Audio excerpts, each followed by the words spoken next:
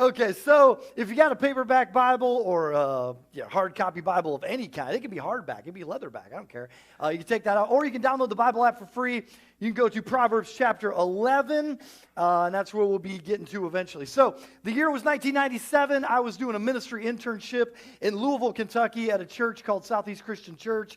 At that time, it was about 11,000 people. It's this big church. So they had a lot of interns. There was about 10 of us. And my wife, Shannon, and I had just been married. We had not even married a month. And a guy who I didn't know called and left a message for all 10 interns asking if there was someone who might be willing to house sit for him and his family, to house sit for them while they were out of the country for several months. Well, I was only going to be at this internship for about 5 more months, but I gave the guy a call back, said I'd be willing to talk to him about it and might be willing to help him out. And so I met this guy. He went by the name Cappy. That's what people called him, was Cappy. And so I met Cappy at a Cracker Barrel, and he wanted me to follow him to his house. So I started following him in my car, and he got to this really nice neighborhood, really a town outside of Louisville, Kentucky, called Anchorage. And I was like, whoa, Anchorage is really nice. Like, we're driving through Anchorage. This is beautiful houses in Anchorage. And there was kind of like a 2-lane, almost like a country road, but just a really nice community where all of a sudden he stopped in the middle of the road when I was following him. And I was like, we should not just stop here. Like, this is not prudent, you know? And so he just stops, and he sits there for an awkward amount of time, and I'm like, dude, come on, move. Like, you're not going to get in trouble if you get pulled over here in this community. I'm driving a 1989 Dodge Aries with a flat gray fender. Like, I'm going to get a ticket. I clearly don't belong in this community. And so I was like, man. So all of a sudden, to our right, all of a sudden, some iron gates started automatically opening. And I was like, argh! That's his house? I was not prepared for that, like that he was going to have some sweet house. It was a mansion. It was a historic mansion, so much so that out in the front, in the rock, inscribed, it had a name, Cottonwood. And I was like, dang, if a house has got a name, you know it's dope. And so I was like, what in the world? So he turned right and pulled into this mansion, and I followed in my K-car 1989 Dodge Aries with my vanilla aromas hanging from the mirror. And so I followed. Dude, this house was like a 1/10 of a mile off the road, like on this long paved driveway. And so we go rolling up there to Cottonwood, and I kid you not, directly around the corner, if we would have turned right before his house on a side street, that's where Papa John lived, like right around the corner. And I was like, I'm going to be friends with Papa John. Now, that was before he dropped racial slurs in staff meetings and crap like that. So at that time, I thought he was a cool guy. And I was like, oh, man, Papa John lives right around the corner. And so we pull in, and, dude, this house was epic. It was unbelievable. It had pillars in the front. This is off like Zillow because I couldn't find like a picture that we took of the front. But this is like pillars in the front, and it had a guest house that it was still probably bigger than any house I've ever had to this point in my life. It had a tennis court on the side, one of those automatic servers, you know, so you just be out there playing by yourself.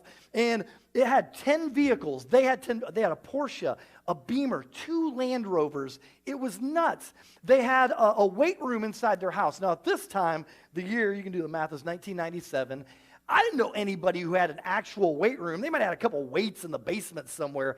They had a weight room that had a framed autographed jersey of Michael Jordan in it. I was like, I'm stealing that. I'm so stealing that.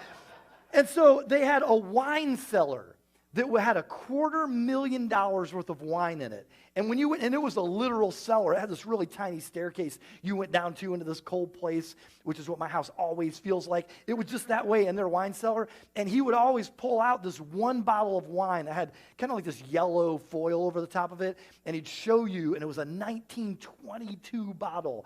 I was like, oh my gosh. And so all this, I mean, it was great. They had a cleaning lady, a grounds crew, back before regular people might have a cleaning lady, you know, they had one.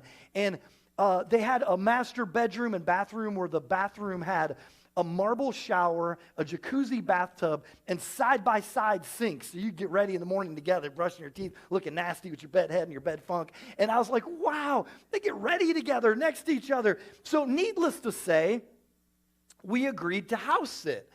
I just felt like WWJD. What would Jesus do? Like, do unto others. Like, okay, this is be our Christian service to help these guys out. They're in a bind. You know, you got to help them out. I mean, that's that's Christian character. Well, apparently, Cappy got rich by making some footwear. It was a boot that was popular in the 80s, and he became like a multimillionaire from this boot that they had manufactured.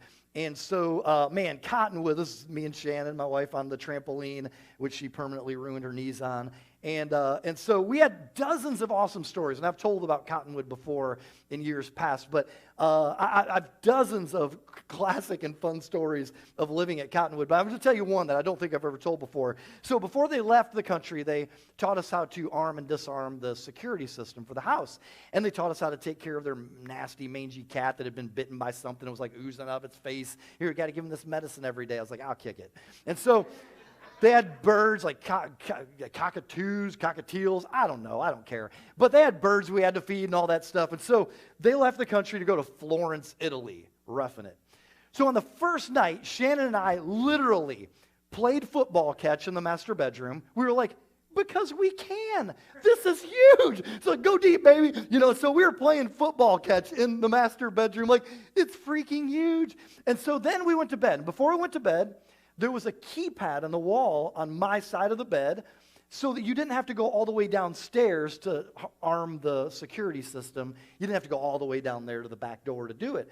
So I went over and I punched in the code that we had been taught by them, and we armed the security system, and we went to bed in their king-sized bed. We were like, king-size, look at this, you got all the room, go to your corner. So it was great. But what we didn't know was that there wasn't just one security system, there's two. One was for the house in case anyone opens a door or a window. The other one was for throughout the entire yard. And they had this huge property, but there were like these hidden sensors and bushes and trees that were set all throughout the yard. So, at about 3 a.m., when we were both in REM like Michael Stipe, we were out cold. Thank you to the two people that got that.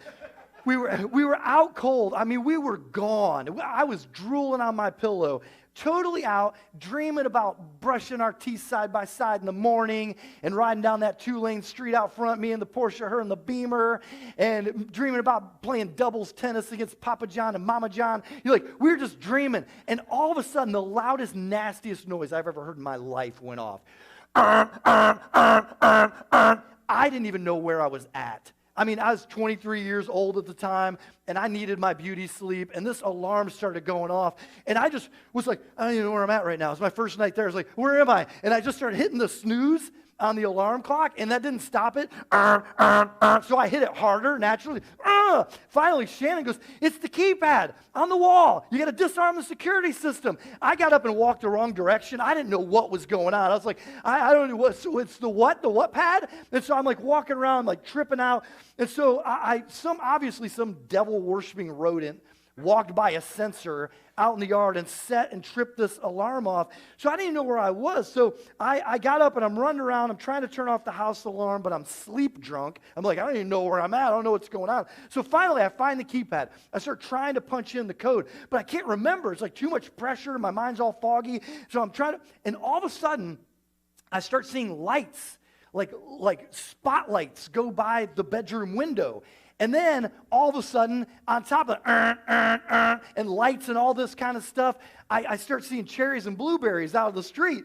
There's cruisers out of the street. Dude, within 60 seconds, the cops were there.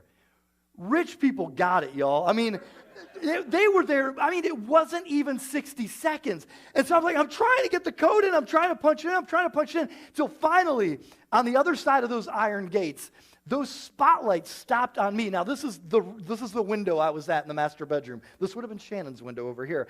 And all of a sudden, those spotlights stopped on me. And I am standing in front of this window in silk boxers in the middle of the night with cops spotlighting me. Silk boxers were kind of a thing in the 90s. And so I was just standing there like in my underwear, and I finally got the alarm off, and I go to the intercom. I'm really, really sorry about that. I know it's late. And they're like, can you please open the gates? It's like, oh, crap, I'm going to get arrested. And so I open the gates remotely, and they open, and the police cruisers come down. So I go downstairs to the front door, and I get to the front door, and I stand there, and now they're close up. So now they can't just see that I'm in my boxers, but they see that they're paisley boxers, and there's a little Mickey Mouse face inside of each paisley. That was really embarrassing. And so I was like, guys, I'm so sorry. We're house sitting. This doesn't look believable. We're house sitting. I promise Cappy's not dead in a house somewhere. That doesn't help, that statement. So, I mean, they're about to arrest me like Eddie Murphy, Axel Foley in Beverly Hills Cop Part 2 when he steals a house from rich people. Remember that? And so I'm like, oh, man, I am so busted. And finally, they were like, yeah, it does kind of ring a bell that Cappy said they were leaving the country and that someone would be house sitting. But I could tell by the way they looked me up and down, but we didn't expect you, you know. So can we just suggest that in the future you set the alarm for the perimeter and not also for the yard for when devil-worshiping rodents go running through the yard? And I was like, yeah, absolutely. I'm really sorry. Thanks, noted. But what we learned, as many other things that we learned while we were there, is, dang, rich people got protection. They've got security like wealthy people. Wow, it was crazy the amount of layers that they had of iron gates and sensors and all this kind of stuff. Back even before, like, regular people have some home security now, but that was a level that I'd never, ever experienced of anything in all my life. The amount of security that they had in that house was ridiculous. So take a look at Proverbs chapter 11. We've been in this series, short series on money. This is the final week, and some of you are like, praise God. But this is the third of three. And we've been talking about, last week we talked a little bit about how money is neutral. Money is not good or evil in itself, but it has the potential for great good. And Proverbs is very honest about that, and we've talked a lot about that in the series.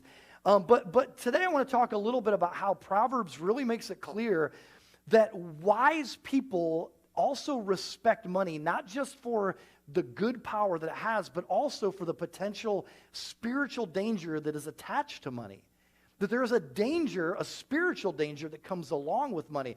And again, you have to catch up on last week. I want to say, Proverbs always talks about wealth in the most positive sense when it is handled by people who are godly and generous and righteous, which just means they're godly with how they handle money. So money in itself is not bad or evil. Rich people are not automatically bad. No, money has great power, though, to be used for good, or there is great spiritual danger that comes with it, too. So if you're a wise, Proverbs says, you will see that. So I'm going to look at a few Proverbs. I did cut several that deal with the topic of the power of money, just to kind of abbreviate. But start with Proverbs 11:4. This one says, wealth is worthless in the day of wrath, but righteousness delivers from death. Okay, so the day of wrath probably isn't what you might think at a knee-jerk. It's not like an end-time judgment thing. It was more of a Hebrew expression that meant you are having a really, really, really, really bad day. Like a day of sorrow, a day of grief, a day where you find out someone you love has died or is going to die, a day where you find out that a friend of yours has betrayed you incredibly, a day where you find out that you have a terminal disease or debilitating disease. And so there's all these different, the day of wrath is a day where you get really, really bad news. And this has meaning at kind of two levels. So one, what it's saying is money or wealth is worthless on a day like that.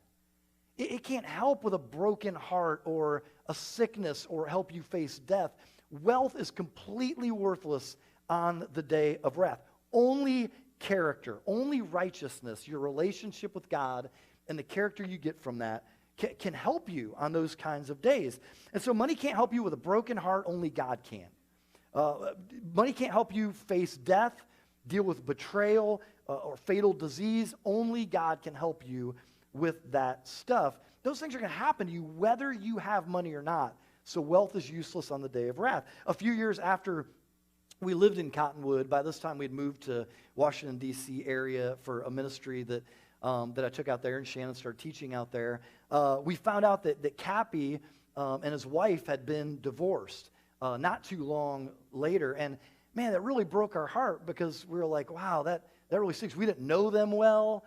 Because they were in Florence, Italy the whole time we were there. We talked to them a couple of times. He came back to the country, and we had a meal with them a couple of times. But we're like, oh, man, that's so sad. And I don't know what happened in their marriage. I couldn't even guess what happened in their marriage. But I know that when that day came, their wealth didn't save their marriage. It didn't rescue them from the relational problems. and whatever they were going through. But the other implication really here, and throughout Scripture especially, is that there's this implication throughout Scripture that a lot of emphasis on making and even spending money and being focused on that kind of thing can really hollow out your character so that you're not ready for the day of wrath when it comes. Whatever that thing is that you need to be spiritually filled up for, prepared for, focusing a lot on making and also sometimes maybe spending money really has the power to hollow out your character. So money has the power to make you busy and distract you from the big questions in life. It has the power to make you busy and distract you from the big questions in life. That song that the band did before the service by a group called Jungle, it's called Busy Earning, and it says, you think that all your time is used, too busy earning, you can't get enough. And when you get caught up in this trap of, making money takes a lot of time. Sometimes to make the amount of money you want, you might have to work 2 jobs. And I'm not just talking about for a season, trying to fight your way out of debt. I'm talking about to try to get to a certain level of spending and earning into a certain neighborhood that you want to be in. I got to work 2 jobs to get there, or I got to work 1 job that's so demanding that it just keeps engulfing other things in my life, other relationships. It's taking over my marriage, the time I want to spend with my kids, the times I want to spend with my friends. It just keeps taking over more. And so earning money can make you so busy that you don't have time to develop your character by spending time with God or by spending time on your own, or having alone time to discover who you are, or being with godly friends who can encourage you and challenge you spiritually, or saying, man, I don't have time to worship regularly. I don't have time to go to a Mo group regularly. And those are the things that are going to develop your character and your godliness, and those are the things that are going to get you ready for the day of wrath. Whatever that terrible news is that's going to come one day in the future. So money has the power to potentially hollow you out if you start chasing paper in your life too much. And you're just like, man, I'm not prepared for some of the things spiritually. And sometimes, ultimately, you can become very superficial, very concerned with optics and how things appear. And you can have too much of that on your mind. So the big questions in life get ignored. The big questions like, what is my life amounting to? Like, what am I really contributing in this world? Who am I helping? Who am I serving? Am I really making Jesus my number one pursuit as a follower of Jesus? Or if you're someone who doesn't follow Jesus yet, am I really making it a number one priority in my life to figure out, is Jesus who he claims to be? And the power of money is it can get you to chase after it in a way that you don't have your character prepared for, answering the big questions and being prepared for the day of wrath. Another proverb, and these are going to kind of build. There's one more, and then we're going to go to a set of 2. One says, the wealth of the rich is their fortified city, but poverty is the ruin of the poor. Now, this is kind of more of a matter of fact. It's not really making a moral judgment on either of these things. It's almost just really a wisdom proverb that's an observation about life. But one of the things that we might not get here, because we're in modern times and in America, is that in ancient times, cities were the ultimate place of security. Like, you wanted to be in a city in ancient times because cities were surrounded by walls, and the houses were usually inside those walls for protection, in the wall that was around the city. And the way that you were protected was this wall would be up, and that protected you from wild animals. It protected you from windstorms and dust storms and marauders and foreign armies coming through and blood feuds. It went on and on. It protected you from vigilante justice. You know, if you did something in the city or were accused of doing something in the city, at least there was a council to say, we don't think there's enough evidence, or we do think there's enough evidence that this happened. If you were outside of the city, what happened when you were accused of a crime is basically the blood avenger would come after you. That person who you killed, accidentally killed, or accused of killing, their next of kin, the blood avenger, would come after you, and they would just take it into their own hands, and they would hunt you down and kill you and wreck you. And there was no one to say, wait a minute, we should stop and talk about this. That was just how things went down outside of the city. And so the city was the most secure place to live. A city could be sacked, yes, but there was more stability in the city, and outside the city, there wasn't stability or security. The rich lived in the city. The artisans lived in the city. People of status lived in the city. Poor people wanted to be in the city, but they couldn't afford to be. So poor people really outside of the city, just being pounded by every pack of wild animals, every storm that came through. They were just out there, dealing with that. Back in this wasn't the era where Hank Williams Jr. wrote A Country Boy Can Survive. Because then it was out in the country that people were like, oh man, you'll have a band of marauders come up and they'll steal your homemade wine, dude. They will mess you up. No, it was dangerous to be out in the country and out away from the city where the wall protected you. And so the city was the source of significance and security. And the city is just such a good metaphor for those two things. But notice in this proverb, it doesn't say the rich live in the city. It says the wealth of the rich is their fortified city. What does that mean? Okay, I think you have an idea, but if we go a little bit further into Proverbs, there's one more kind of chunk I want to cover, and it's a couplet. And this really explains what this means very clearly, and it says this in verses 10 and 11. The name of the Lord is a fortified tower. The righteous run to it and are safe. The wealth of the rich is their fortified tower. They imagine it a wall too high to scale. Okay, so this is obviously a couplet to kind of compare or contrast these two mentalities. And so this is the point here, is that when bad things happen to you, when the day of wrath comes, something goes down, the fortified city of wealth, it won't help you. That's not going to help you at all. When disaster strikes, there's only one tower to run to. When disaster strikes, there's only one safe place, and that's the name of the Lord. And what that means is the name of the Lord really is kind of a way to say the attributes of or the characteristics of the Lord.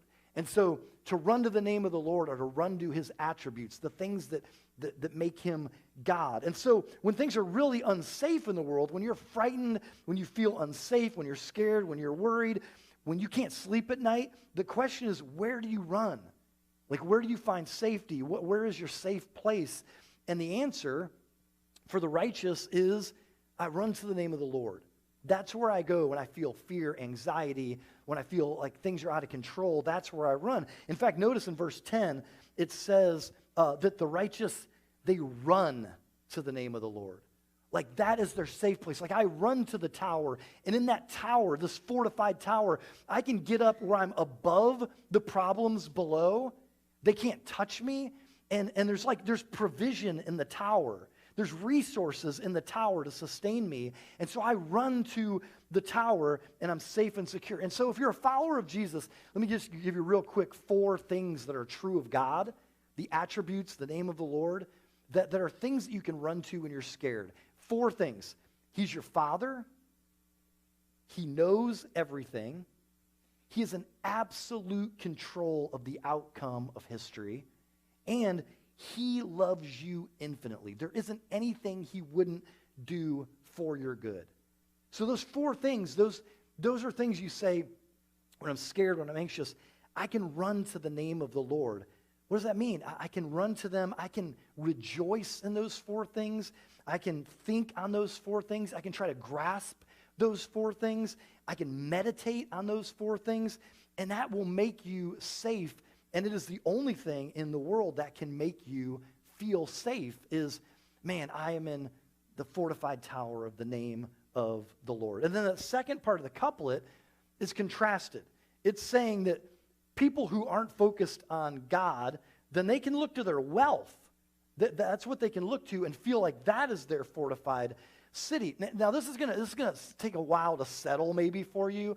You might be like, man, that's a strange thing this dumb preacher said today. And I get that every Sunday. But this is what I'm saying. Of all the things in the world, what this is saying here, of all the things in the world, of all the possible God substitutes that seem to give us what God can give us, money is the other thing we run to for security and significance. So it's kind of like, of all the possible God substitutes, money might be number one. Like, if I'm not going to go to God for this stuff, then the best place that I think, and I've seen experience, that I could find significance and security is money. Is if I go to money, if I try to acquire wealth for safety and make that my fortified city, there's no better way to feel good about yourself, to feel secure, to feel in control than wealth.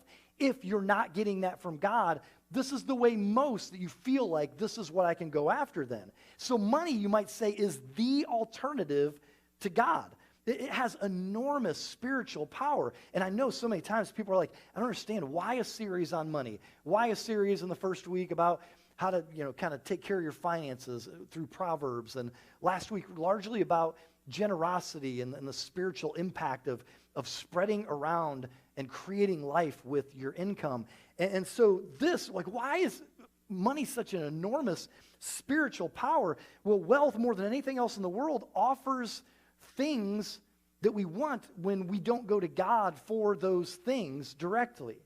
And so here's the deal with wealth, is for the wealthy that don't follow God, that don't look to God for significance and security, some people look to wealth for their significance, and others look to wealth for their security. Now, I know the knee-jerk reaction, me too, is to be like, that ain't right, that ain't true about me.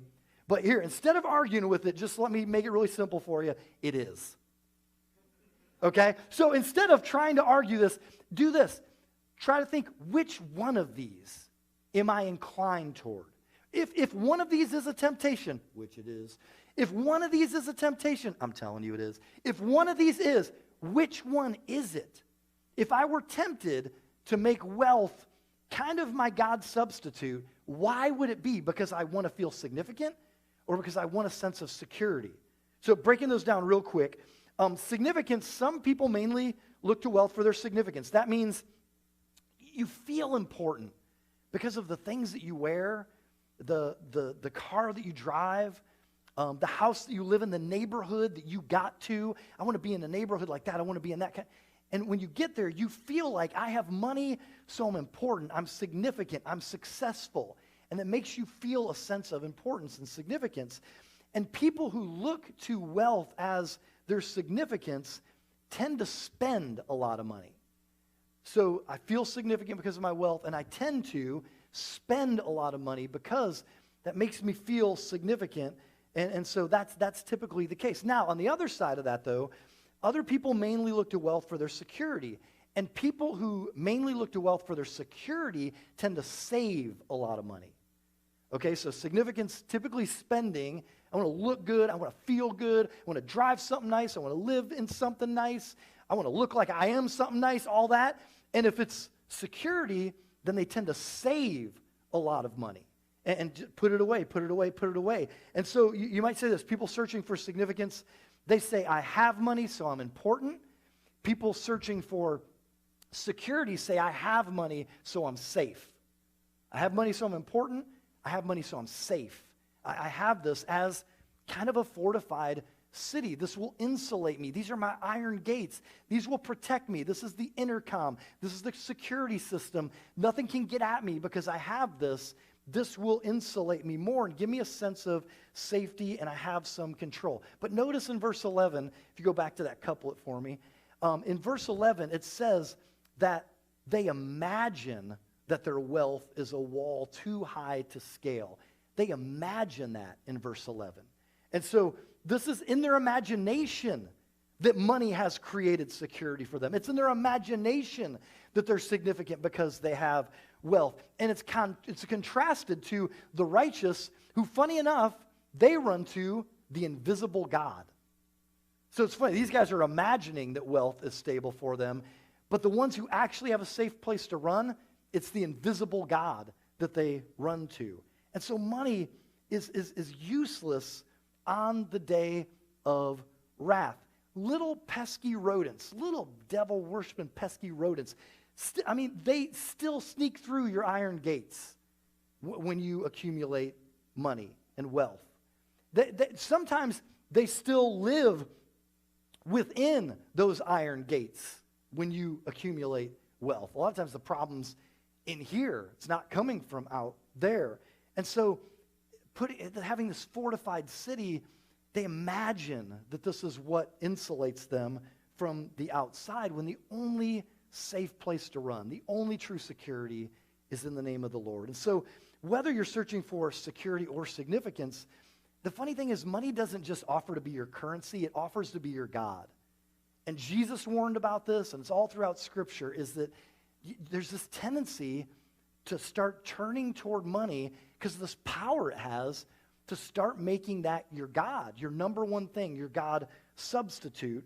And that's what the God of money offers to do. And so instead of just giving you significance like you want or security like you want, money tends to give you an inflated identity. I want to feel significant, and money gives you an inflated identity. Like, not only am I economically above some people, I'm above some people. You get this inflated sense of ego. You get puffed up. And then on the other end, money gives you this false sense of security. It's not true. It's imagined. It is not really insulating you from the day of wrath. About 10 years after we lived in Cottonwood, we lived in the D.C. area at this point, and I had this meeting in Louisville, Kentucky. Now I go back to Louisville about once, maybe sometimes twice a year to visit a really good buddy of mine who lives there from college. But back then, it was kind of rare that I got to go visit Louisville from Washington, D.C. And so I had a meeting there about this Christian youth conference that I was going to speak at. And we were meeting there together, and we were kind of planning for it. And so afterward, it got done earlier than I thought. And I was like, oh, my gosh, I haven't seen Cottonwood in years. Like, I want to drive out to Anchorage, just like, I don't know, probably 20 minutes from where I was at. I was like, I'm going to drive by, take a couple pictures from the car and send them to Shannon and be like, look, this is our old house. Remember when we were stunting in that house? And so just like, oh, man, like, that'll be cool. So I drive down that same road, the same road that Cappy led me down, and come up to Cottonwood on the right, and something felt off.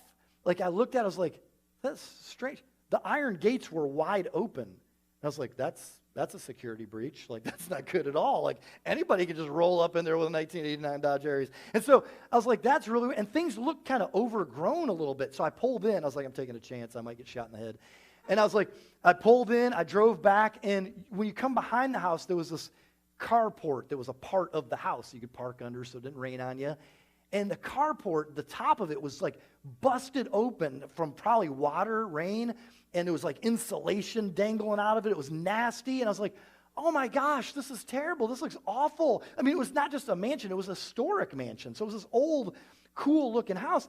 And so I was like, I got out. I left my car running. You know, it's like, just in case I got to go fast. And so I walk out. I was like, nobody lives here clearly. Like, the Cappies are long gone, but no one bought it or whatever after them, I don't think. And so I walk up, and I'm like checking the doors. And there were several doors in the back, and one of them opened. I was like, security breach? I was like, I'm in. So I walked in, and man, it was heartbreaking. Like, as someone who lived there for 5 months and thought I was all cool because I was there and living in a mansion with my newlywed wife, and I was just like, this is so strange. I walked around. I went to that picture they showed earlier of me, like, on the stairs inside, like leaning, holding on to like a railing. I went to that place. I went up, and there was a landing to go upstairs, and on that landing were tons of cans of beer from people just getting in there, security breach, and partying, and that's their party place that they go. All these empty cans of beer, and right in the middle of the landing, a big old nasty heap of dog poop. I was like, what in the world? Like, there's dogs coming in here crapping inside of this old beautiful mansion?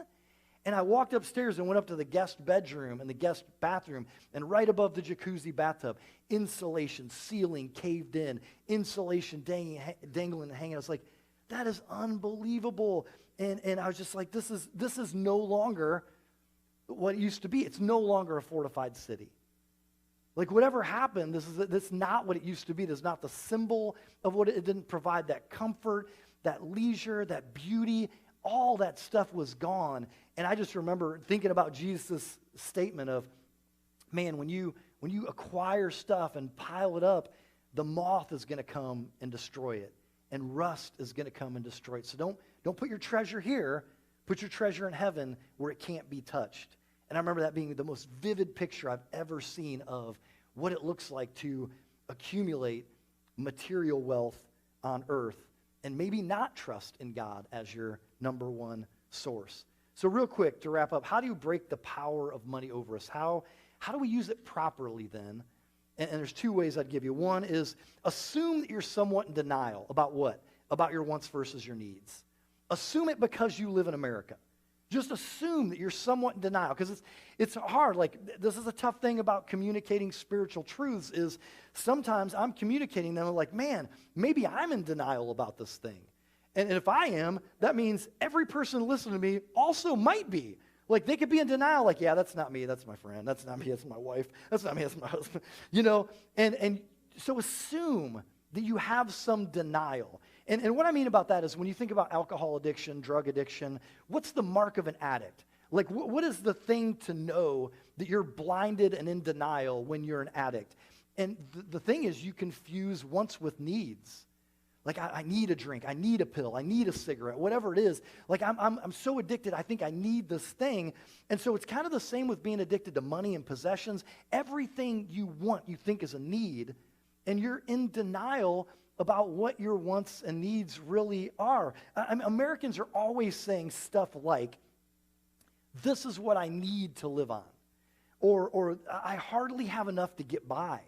I hardly have enough to live on. I can hardly make ends meet. I really couldn't live any more simply than I'm living right now. I really don't have that much money to give away. There's no way I could possibly give away more than I gave away last year. And the truth is, the way that we can feel a sense of, yeah, we're in denial, is the rest of the world knows better. The rest of the world looks at America and they either laugh or they get angry. Who knows? Just depends on the person. But the rest of the world knows we're in utter denial about our wants and needs and what the truth is about those things. That we have so much stuff, so much more than we need, but we think that our money is tied up, that we're strapped, and that we can't spread it around, we can't be generous, and we can't create life with it because we're at least somewhat in denial about our possessions and our money and what we need for entertainment. And so would you at least assume I am probably somewhat in denial about my wants and my needs? And then the second thing is this, and this is really just kind of a throwback to a constant biblical principle. How in the world do you fight the power of money? You have to create a growth plan for generosity. To break the power of money, you have to learn to pry your white-knuckled fingers off of it and say, I can create life with my income. It's okay to spend some money on yourself. It's give, save, spend, okay? And we've already talked kind of about saving too much, spending too much. But the one that's got to be mixed in there and is your top priority to battle the power of money is to say, I've got to give away some money. I've got to be generous. And notice I didn't say pick, a token amount and then just let that appease your guilt. Like I picked a token amount, I'm just going to go with that. You have to create a plan to say, how do I continue to grow into the kind of generous person that I would one day like to be, the kind of person of character and goodness and godliness that I one day want to be? I have to create a strategy to continue to grow in that sense. Otherwise, as you grow economically, as you grow financially and all that kind of stuff, if you've just picked a token amount, then that's not going to grow with you to even stay on pace at the same spot, let alone increase how generous you're being. Bo Chansey, a Christian leader and author, wrote this about giving. He said, what I'm going to share with you will likely offend you, irritate you, anger you, and produce scoffing of epic proportions. He says, why? Why do we feel offended when challenged to give money? We respond this way when what we worship is attacked. Ooh. We respond this way when what we worship is attacked. And I assure you, he says, that what you're about to hear is a full-fledged assault on the God of money. And then he says this statement, percentage-based giving is God's answer to the idolatry of money worship. And what that simply means is from the beginning, God has constantly taught his people, like, give 10% away of what you have, as a way to teach yourself that all of this, none of it belongs to you, all of it's for me, but a way that you constantly teach yourself to battle the God of money is to give a percentage of it away. That way, as you continue to grow economically, so does your giving amount based on the fact that it's a percentage. And maybe you decide, because that was really the floor, not the ceiling, I'm going to start with 10%. Maybe there are years we say, I'm going to go to 10.5%, or I'm going to go to 11%. But constantly have a plan for increasing your giving. That's what a tithe is a tenth. Malachi chapter 3, or throughout the Old Testament scriptures. And Jesus even validates the tithe in the New Testament. So the type of generosity that Bo Chansey's talking about there, it's a shot right into the heart of the God of money and the power of greed in a person's life, because it honors God, it fuels ministry, it blesses the community, and it makes the statement, the Lord is going to be my fortified tower that I'll run to. I will not pretend that I can be protected by my wealth with iron gates that will protect me on the day of wrath. Let me just wrap up with this. Christianity is centered around this image that God sent his son Jesus to die for us on the cross. And the cross is this epic image you can continue to drink meaning out of.